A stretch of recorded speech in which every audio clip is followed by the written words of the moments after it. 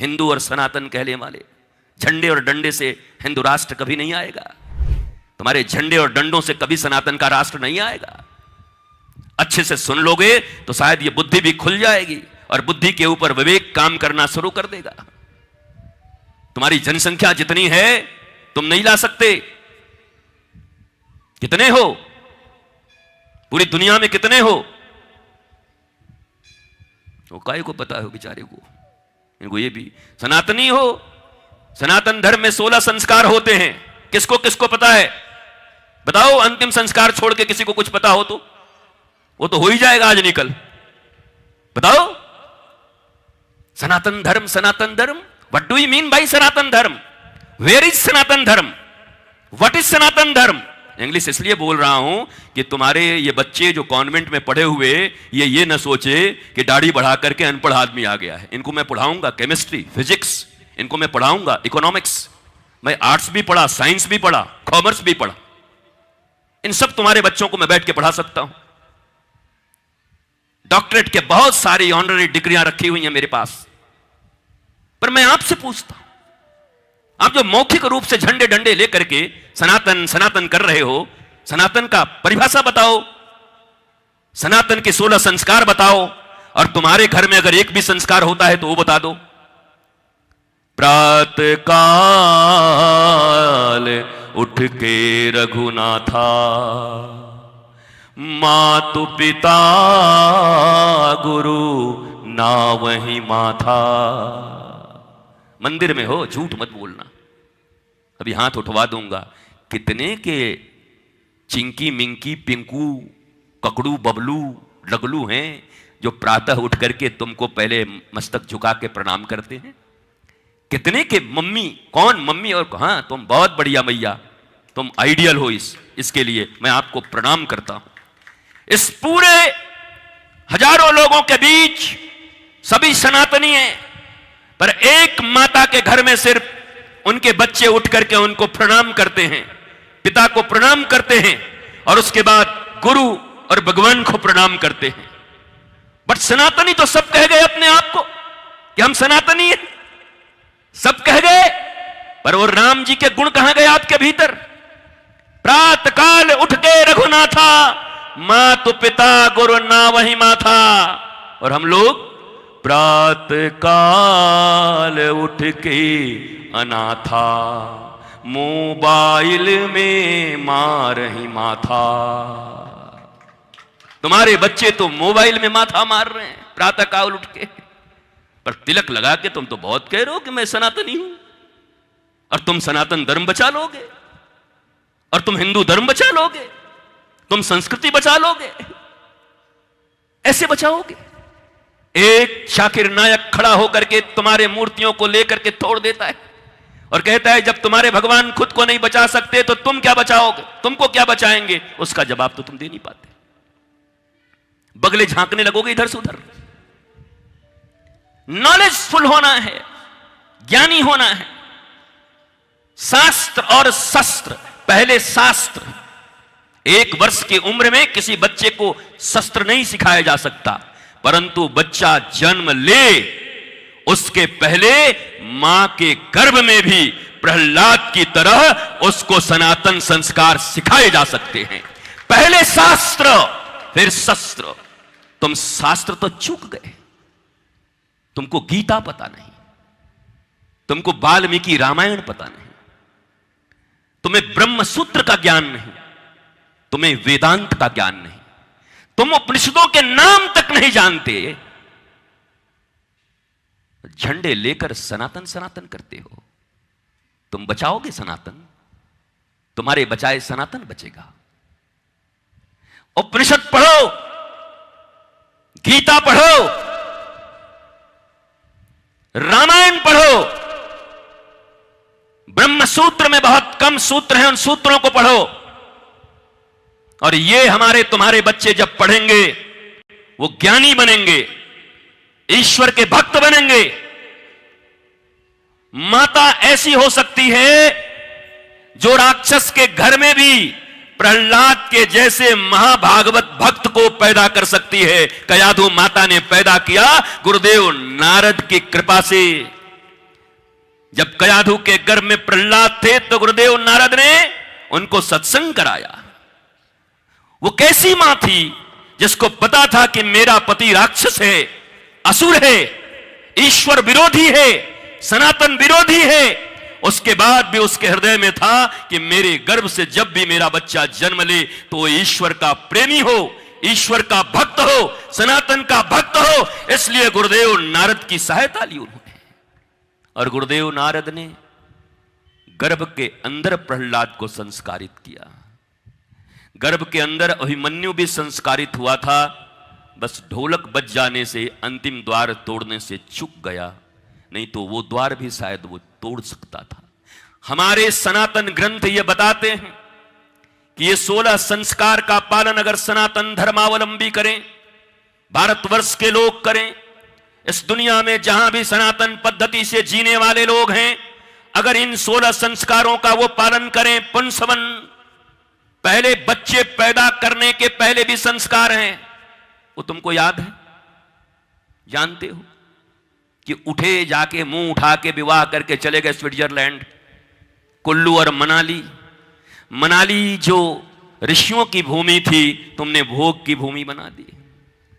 भोग रहे हो तुम। और ये सब लोग हैं जिनकी उम्र 70 साल है, कहते हैं बेटे का विवाह कर दिया, मनाली गए हैं बेटे और बहू। मनाली भेजे हो बेटे और बहू को, और सनातनी कह रहे हो अपने आप को कि मैं सनातनी हूं। तुमने नहीं कहा अपने बेटे और बेटियों को और बहुओं को यह संस्कार नहीं दिया कि जीवन के इस विवाह महायज्ञ के संस्कार का प्रथम दिन और प्रथम रात्रि का पालन कहीं किसी तीर्थ स्थान में भगवान और गुरु की उपासना में करना, तो तुम्हारा जीवन सुंदर होगा। तुम्हारे घर में हनुमान जैसे बच्चे आएंगे, नहीं तो राक्षस आएंगे। ये 70-70 साल के लोग हैं, बुरा मत मानना। कई लोग अभी से ऐसे आंख दिखा रहे हैं कि बहुत खराब बोलता है, ये तो घटिया आदमी लगता है। आगे घटिया हम नहीं भैया, हमें जो बोलना चाहिए जिससे तुम जग जाओ वो मैं तुम्हें बोल रहा हूं। और हमारी कोई इच्छा नहीं है आपके हृदय को पीड़ा देने की, आपके बच्चों ने, आपके परिवार ने, क्योंकि आप ही लोग बाद में वृद्धाश्रम में चले जाते हो। आप ही को आपके बच्चे कहते हैं पिताजी उम्र हो गया, ज्यादा टर्टर मत किया करिए, चुपचाप बैठिए, चाय पानी पी करके बैठा गया, कौन आया कौन आया, आपको क्या मतलब है। ये वही लड़का है जो इतना छोटा था तो 10 बार पूछता था ये क्या है, बोला कौआ। मम्मी क्या है कौआ, ये क्या है कौआ। 100 बार बता के भी माता और पिता थके नहीं थे, गले लगाए थे, कौआ है बेटा, कौआ है, रेलगाड़ी है। पर वही जब तुम बुढ़े होके बैठ जाते हो और कोई आया पूछे बेटा कौन है, बाबूजी आपको क्या मतलब है, कौन आया कौन है, बैठिए चुपचाप अपना राम राम करिए और खाइए। ये वही बेटे हैं जो अपने बाप को खामोश कर देते हैं, खामोश, चुप रहो, ज्यादा मत बोलो। और क्यों करते हैं, उनकी क्या गलती है, बच्चों की क्या गलती है। रोपे पेड़ बबूल का तो आम कहां ते होए। रोपा किसने, बीज किसने दिए, संस्कार किसने दिए। आप देखो पूरे मोहल्ले में, गांवों में एक ही शिकायत है लोगों को, क्या, अरे हमारा बेटा तो बहुत बढ़िया था, पर क्या कहूं बहू ऐसी आ गई, चुड़ैल आ गई, चुड़ैल। फिर हमारी बेटी को ले गई, 3 महीने में चुड़ैल उड़ा के ले गई। 25 साल तक तुमने संस्कार दिए, 9 महीने तक तुमने गर्भ में रखा, तुमने अपने स्तनों के दूध पिलाए संस्कार के रूप में, उंगलियां पकड़ के चलना तुमने सिखाया, वस्त्र तुमने दिए, विद्या तुमने दी। 20 से 22 और 25 साल तक ऐसे कौन से संस्कार तुमने दिए थे जो 3 महीने में चुड़ैल आकर तुम्हारे बेटे को लेके निकल गई फ्लैट में। और इतना आमंत्रण पत्र चुड़ैल के लिए बंटवाए थे कि दुलूल दुलूल आना, मेरी शादी में दुलूल दुलूल आना। हाँ कार्ड में लिखवाते हैं, काका जी पापा जी दुलूल दुलूल दुलूल आएंगे, जरूर आएंगे बेटा, बहुत कुछ आएंगे। ये आपकी जिंदगी है। और कमाल है कि अपनी ही जिंदगी की इतनी सुंदर पिक्चर देखने के बाद भी आपको होश नहीं आता। और आप अपने बच्चों से चाहते हो कि वो होशवान बने। आप अपने बच्चों को जो सिखाते हो वो खुद कब सीखोगे, ये बताओ। आज तो माता पिता कहेंगे कि अरे भले हम कहां से आ गए भाई, बच्चे लोग आते तो ज्यादा अच्छा था। अभी बच्चों से भी पूछ लूंगा, पहले तुमसे पूछ लेता हूं। बोलो ना, आप तो माता हो, पिता हो, आपके दिए हुए संस्कार कैसे निकल गए जो आपको भी परेशान कर रहा है, मोहल्ले को भी परेशान कर रहा है, गांव को भी परेशान कर रहा है? उसी में से तो कोई ये निकलता होगा ना जो निर्भया की इज्जत लूट लेता होगा दिल्ली में। वो भी तो किसी माँ बाप का ही बेटा होगा ना, उसको भी तो किसी मम्मी ने जन्म दिया होगा, उसको भी तो गोद उठाए गए होंगे, उसको भी तो दूध पिलाया गया होगा। वो कौन लोग थे? बच्चे का क्या दोष है बताओ मुझे? बच्चा तो तुम्हारे कारण आता है। अगर तुम चाहो और सनातन संस्कृति के केवल 16 संस्कारों को पढ़ भर लो और उनका पालन करने लगो तो यकीन मानो, ये जितने पर्सनालिटी डेवलपमेंट कोर्स चल रहे हैं तुम्हारे, एक से एक खुले हुए जयपुर में पर्सनालिटी डेवलपमेंट कोर्स, वो क्या पर्सनालिटी डेवलपमेंट कराएंगे बताओ? टाई बांधना सिखा देंगे। साइबेरियन कंट्री में नाक पोंछने के लिए टाई बांधा जाता था, तो नाक पोंछने वाला टाई बन के जेंटलमैन बन जाओगे तुम? यही तुम्हारी पर्सनालिटी डेवलपमेंट होगी? What do you mean bye personality development? Personality development उसी का हो सकता है जो नॉलेजफुल हो सकता है। इंफॉर्मेशन और नॉलेज के बीच बहुत अंतर है मेरे माई बाप। आप केवल जानकारियों पर जी रहे हो, ज्ञान नहीं है। हमारे जीवन में, हमारी प्राचीन गुरुकुलम पद्धति में बच्चों को ज्ञान दिया जाता था और बाद में आप लोग कहते हैं कि इतने संत हैं, इतने गुरु लोग हैं, समाज क्यों नहीं सुधर रहा है? शायद तुमने वैदिक ऋचा पढ़ी नहीं उपनिषद की। मातृ देवो भव, पितृ देवो भव, आचार्य देवो भव। पहली भगवान कौन? देवता कौन? मां। दूसरा कौन? पिता। तीसरा कौन? हम 3 नंबर के लोग हैं। जब 2 नंबर चूक गया तो तीसरा क्या करेगा? जब 2 नंबर ने, 1 और 2 नंबर ने अपने काम नहीं किए तो तीसरा नंबर अकेला क्या कर लेगा? आप कहते हो इतने संत, इतने महंत, इतने महात्मा, इतने गुरु, इतना प्रवचन, फिर भी समाज में सुधार क्यों नहीं हो रहा है? मैं भी तो यही पूछ रहा हूं सनातनियों, बिना उपनिषद पढ़े हुए लोगों। मातृ देवो भव, मां कहां गई?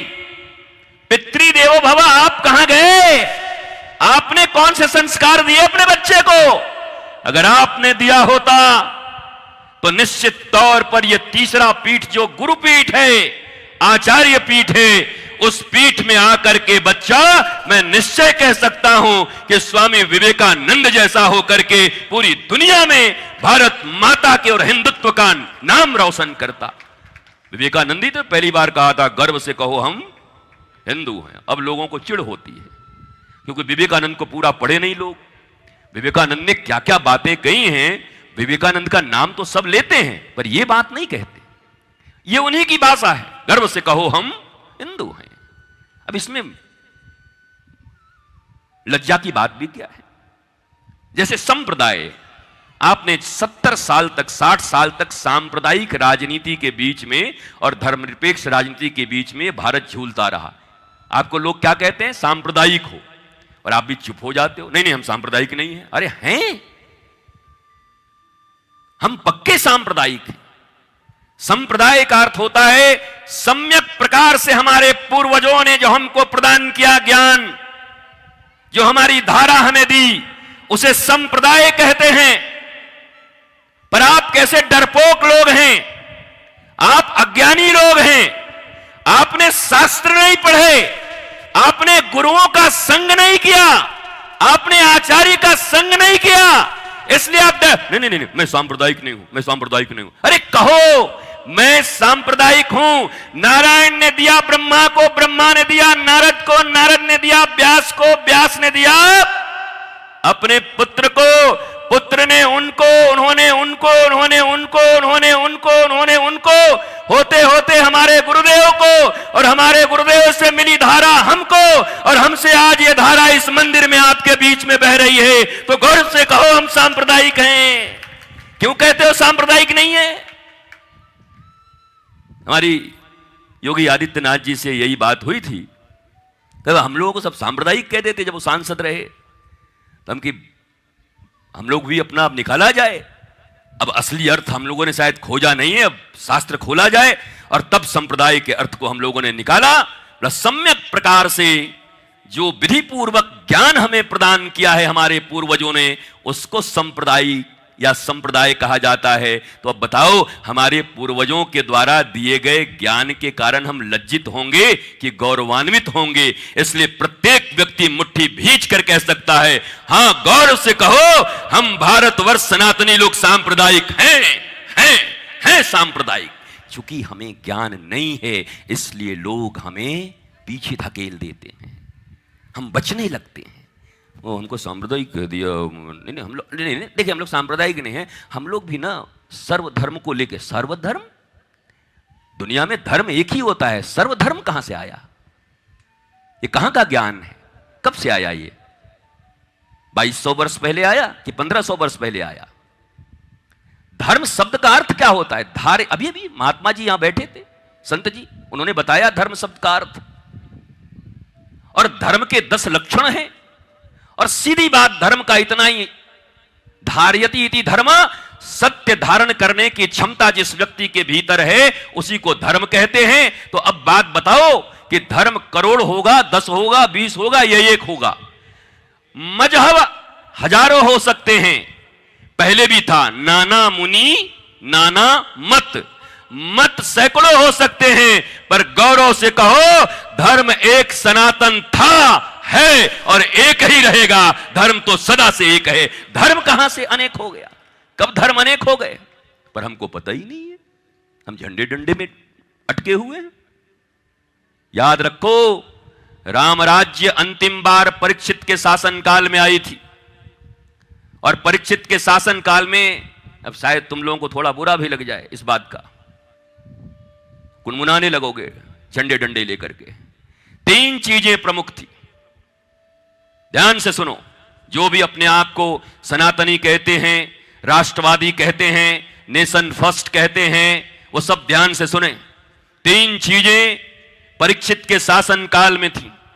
पहला, निःशुल्क और उत्तम शिक्षा, निःशुल्क और उत्तम चिकित्सा, निःशुल्क और अविलंब न्याय। ये 3 चीजें अगर स्विट्जरलैंड में आ गई तो रामराज स्विट्जरलैंड में चला जाएगा, भारत बैठ के देखता रह जाएगा। अब ताली नहीं बजा रहे हो? तुम घूस किस लिए लेते हो? नौकरी करते हो, घूस क्यों लेते हो? करप्शन क्यों है? बच्चे का एडमिशन डीएवी में हो जाए, डीपीएस में हो जाए, इसके लिए हमें पैसे की जरूरत पड़ती है। तुम घूस क्यों लेते हो? जीवन में बेटा बेटी या हम कहीं बीमार पड़ जाएं तो लंदन भी जाकर के करोड़ों रुपए में अपना इलाज करा पाएं, इसके लिए तुम लेते हो। इसके लिए तुम गलत तरीके से धन कमाते हो। क्यों करते हो? अगर कोई तुम्हारे ऊपर मुकदमा कर दिया तो मुकदमा करने के बाद सुप्रीम कोर्ट के उन बड़े बड़े वकीलों को, जिनकी फीस एक बहस की लाखों नहीं करोड़ों तक पहुंच जाती है, एक साधारण फार्चून का दुकान और केले बेचने वाले आदमी इतना कहां से लाएंगे? कैसे देंगे सुप्रीम कोर्ट के उस वकील को पैसे? और वो तो ऐसे वकील हैं कि उनको तुम्हारे सामने खड़ा कर दिया जाए, तुम कितने भी सच्चे रहोगे, फिर वो जब तर्क करेंगे तुम्हारे फुटहा छाप वकील से, जो बेचारे के पास धन ज्यादा नहीं है और गरीबी में पढ़ के आए हैं, क्या वो उनसे जीत पाएंगे? क्या उनसे तर्क कर पाएंगे? क्या उन चीजों को साबित कर पाएंगे? वो क्रिएट कर पाएंगे उन चीजों को जिससे आपको सही न्याय मिल सके? भारतवर्ष नहीं, पूरा दुनिया जानता है कि मक्का और मदीना का नाम लेने से इस्लाम का याद आता है। वहां जहां आप जाते हो, पोप जहां रहते हैं, वेटिकन सिटी का नाम लेने से पोप और क्रिश्चियन धर्म का याद आता है। वैसे ही भारतवर्ष नहीं, पूरी दुनिया के लोग जानते हैं कि अयोध्या, मथुरा और काशी का नाम लेने से सनातन और हिंदू का नाम आता है, राम, कृष्ण और शिव का नाम आता है। वो भी तुमको 492 साल के बाद मिलता है। 492 साल लग जाते हैं तुमको साबित करने में कि राम जी अयोध्या में जन्म लिए, राम ने अयोध्या में प्रकट लिया। और अभी भी शिव जी हो या हमारी कृष्ण जन्मभूमि हो, हम जहां मथुरा से आते हैं, अभी भी हम साबित नहीं कर पाए। ये तुम्हारी न्यायिक व्यवस्था है। पुलिसिंग व्यवस्था तुम्हारे पास 1861 का है। अंग्रेजों ने इस व्यवस्था को लाई थी भारतीयों के ऊपर अत्याचार करने के लिए। अभी भी वही व्यवस्थाएं चल रही हैं। अब कौन किसके ऊपर अत्याचार कर रहा है, किसके लिए? कभी पढ़ाते हो अपने बच्चों को, बताते भी हो कि एक जयपुर में, एक उदयपुर में, एक सूरत में, एक मुंबई में बंगले बनवाने में हो, बेटा एक बंगला 5, और कई जगह ऐसा है कि बंगला 1 नहीं बेटे 10। तो बंगले जाएंगे कहां तुम्हारे?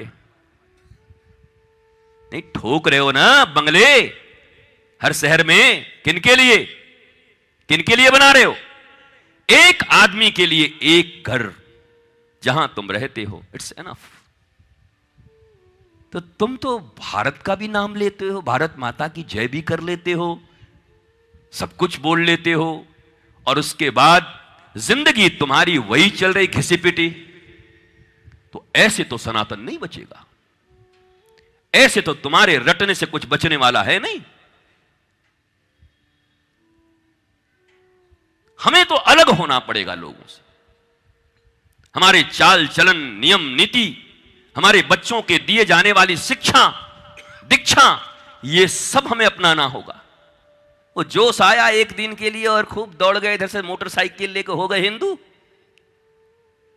इतना सस्ता है हिंदुत्व, इतना सस्ता है सनातन। और एक बात और है, रामराज्य की स्थापना की कोशिश करो। रामराज्य दैहिक दैविक भौतिक तापा, रामराज काहू को न व्यापा। हिंदू राष्ट्र ठीक है, पर हिंदू तो रावण भी था, हिंदू तो कंस भी था। बोलो कौन सा राज चाहिए? अरे तर्क करो ना, बाबा मिलाए ना, एक करो। राम राज्य, वो राम राज्य जहां सबरी हो, जहां निषाद राज गुह हो, जहां ये कास्ट क्रीड के फैक्टर न हो, बल्कि केवल एक ही हो, जाति पाति पूछे नहीं कोई, हरि के भजे सो हरि के होई। ये बात आएगी तब जाकर के सनातन और हिंदुत्व की बात कर सकते हैं।